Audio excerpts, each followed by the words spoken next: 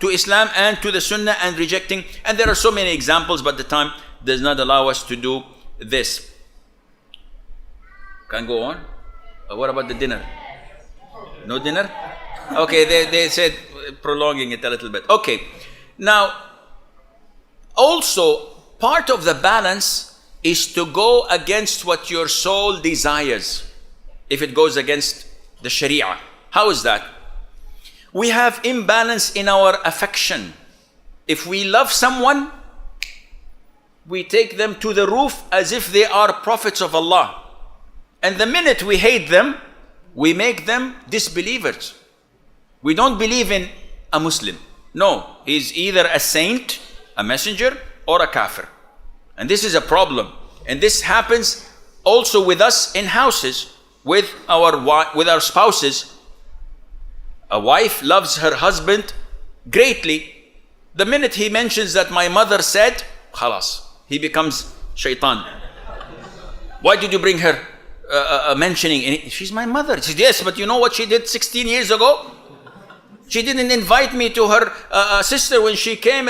Subhanallah. And by the way, the same goes with men. And even worse. But women are weak. We can make jokes at them. They will not hit back. Men, it's a big problem. So that's why I'm a little bit selective. Anyhow, we have a problem with our emotions. When we love a scholar, we make him a saint. Whatever he says is correct. But he made a mistake. No, he doesn't make mistakes. And if we hate someone, even if he recites an ayah of the Quran, this is not from the Quran. We have this problem. Overreacting is part of our imbalance. If I'm driving in Saudi, here you drive good, mashallah. Malaysian people are very nice, very, very easygoing. In Saudi, mashallah, when I get in my car, I put my helmet. And I become a different person. You know, I became very aggressive. And when we drive, if someone cuts over me, he made a mistake. I will follow him until Mecca. Just to cut over him. Seriously. This is how we feel and how we drive. Why? So many times someone does something wrong to you. Islam tells you, you may do the same thing wrong back to him or pardon him. And it's best you pardon him. People overreact. So instead of balancing their reaction, we have men divorcing their wives. Why? I divorced my wife yesterday, Sheikh. Can I reconcile? They come to me, said, why did you divorce her? Well, Sheikh, she prepared the food and the salt was too much. I said, okay. Then what? Said, I told her 6 times, don't put so much salt, and she doesn't listen. I divorced her. This is like having a mosquito without Zika. Having a mosquito on your hand and you bring a cannon. Boom. What is this? I'm killing a mosquito. Yeah, but this is an overkill. This is too much of reaction. You have to know how to balance your emotions in order to be a real Muslim. And that is why this balance of emotion is what we must require, especially with road age, etc. Al-Shafi'i, may Allah have mercy, and the majority of you are Shafi'i here. Shafi'i is one of the greatest Imams of all times. He's the Sheikh of Imam Ahmad in fiqh. And he used to say, Imam Ahmad, that all people are children and students of Shafi'i in fiqh. He's the first one to write in fundamentals of fiqh when he wrote his book, Al-Risala. Anyhow, Al-Shafi'i once said, my views are correct with a possibility of mistake.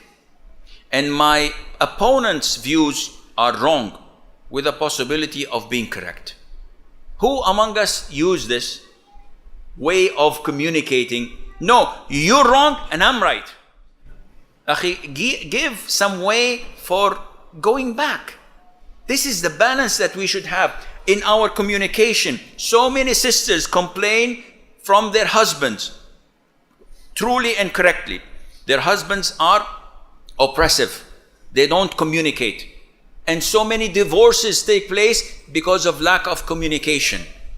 If you always give the benefit of the doubt, I might be wrong. There might be. Don't jump to conclusions. This balance would make your life easy, inshallah. When it comes to love and hate, this balance in affection, it is part of Islam. Some people say Islam is a religion of peace. Islam is a religion of love. Islam is a religion of tranquility. All of this is true, but indefinitely, said, yes, we love everyone. We love pigs. We love dogs. We love... Wait, where are you going, Akhi? This is not true. On the other hand, when you have NISIS, you know NISIS. What is NISIS? Non-Islamic State of Iraq and Syria. Never ever say ISIS. Because in the media, they say Islamic State of Iraq and Syria bombed, killed, slaughtered. Islamic State doesn't do this. This is the non-Islamic State. They are not related to Islam. So when you come to NISIS, they say everybody is kafir. We hate everybody except the mirror. We hate everyone. So this imbalance is wrong again. Muslims hate and love. Have peace and wage war. This is the balance of the Prophet ﷺ, who said that love in the sake of Allah and hate for the sake of Allah, and having friends for the sake of Allah, and having enemies for the sake of Allah are the tightest knots of Islam or Iman. أوثق عرى الإيمان. The tightest knots of a rope, Iman is to love and hate, is to have friends and to have enemies. So you cannot say, oh no, Muslims, they befriend everybody. Even their enemies, even those who kill them and slaughter them, they are their friends. No. But at the same time, they don't take everybody to become their enemies. The Prophet ﷺ used to deal with the Christians, used to deal with the Jews, used to accept the invitation of Jews when they invite him for dinner. Like in the Jew woman who put poison in the ram she cooked for him. She invited him and he attended, sallallahu alaihi wasallam. This shows you the true and correct balance. So, if we would like to balance, how would we know the right way? The answer is, as stated before, I'm not going to repeat the lecture again. The answer is to know well your Quran, to learn well your Sunnah of the Prophet ﷺ, to read his Seerah. It's a big problem when you find Muslims not knowing the Seerah of the Prophet ﷺ. If I say Salamata ibn al-Akwa', what is this? Is this a battle or a man or an address or a massage parlor? I don't know. What is this? Salam ibn al-Akwa'. Who knows Salam ibn al-Akwa'? Raise your hand. Wahid, Nain, mashallah. 2. Very good. Is this possible? Salam ibn al-Akwa', one of the bravest warriors who walked on feet, and one of the fastest, and one of the best athletes of all the companions of the Prophet. But we don't know him. I once asked this survey in a school of 1,500 students, give me the names of the 10 heaven-bound companions. The result was 0. On the contrary, I got names, subhanallah, Amr ibn al-Khattab. I know Umar. Amr ibn al-Khattab, this is new. If I asked you about the wives of the Prophet ﷺ, said Asma, no, Asma is not one of them. Is he divorced? No, he never married Asma. Subhanallah, where did I get this name from? I once went to a hospital to visit a doctor. So at the reception, the lady was telling me, what's the name of your patient? I said, Juwairiya. She said, what? In Arabic. I said, Juwairiya. You know Juwairiya bint al-Harith, the wife of the Prophet ﷺ, the aunt of Abdullah ibn Abbas and Khalid ibn Walid, and etc. So, no, that was Maymuna, sorry. Juwairiya bint al-Harith min Bani al-Mustalaq. This is different. Was it Juwairiya or was it Maymuna? I have both daughters, by the way. So anyhow, so she said, why? Meaning that, يعني ya haram, why are you giving her this name? I said, this is the mother of the believers, the wife of the Prophet. She said, Juwayriya? And she was an Arab. She was a Muslim wearing the hijab, so sort of what they call the hijab. And she was astonished. She never heard that the Prophet had a wife by the name of Juwayriya. This is a big problem. So you learn the seerah of the Prophet ﷺ. You know when Mu'tah took place, the Battle of Mu'tah, when Al-Khandaq took place, when Tabuk took place, what is that Al-Qarad, what is Al-Muraysi', what is Banu Nadir, Banu Qaynuqa', what is Bani Qurayza. When you know this, you have dignity, pride. You know how to balance things. No, I cannot do this. The Prophet didn't do it, ﷺ. Oh, yes, I should do this. The Prophet did this, ﷺ. You have the balance, but when you like nices, you don't even know what the Prophet did or what the Prophet did not do, alayhi salatu wasalam. They don't even speak Arabic. Kill. Force fi sabilillah. Allahu Akbar. That's it? Yeah, khalas, jihad. Boom. MashaAllah, tabarakallah. This is not related to Islam. When you don't have knowledge, you have ignorance. And when you have ignorance, this is what leads people to doing it. Part of being balanced is not to be haste. To always have patience. Think before you act.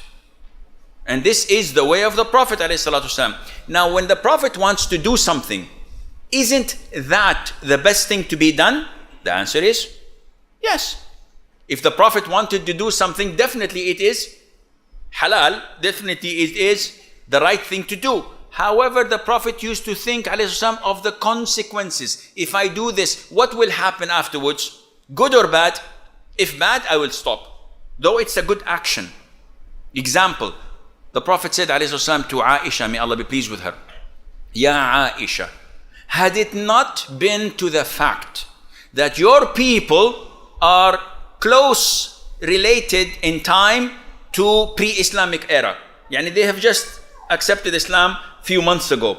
Had it not been to that fact, I'm afraid of this, I would have demolished the Kaaba and built it again on the foundations of Ibrahim. You know this ark? What is it called? Al Hakim. In colloquial language they call it Hijr Ismail. This is part of the Kaaba. So if you go inside in Tawaf, your Tawaf is invalid. The Prophet wanted to demolish it, to build it again on the foundations of Ibrahim, on the pillars of Ibrahim, and have two doors, one for the people to enter and one for the people to exit if they want to see it.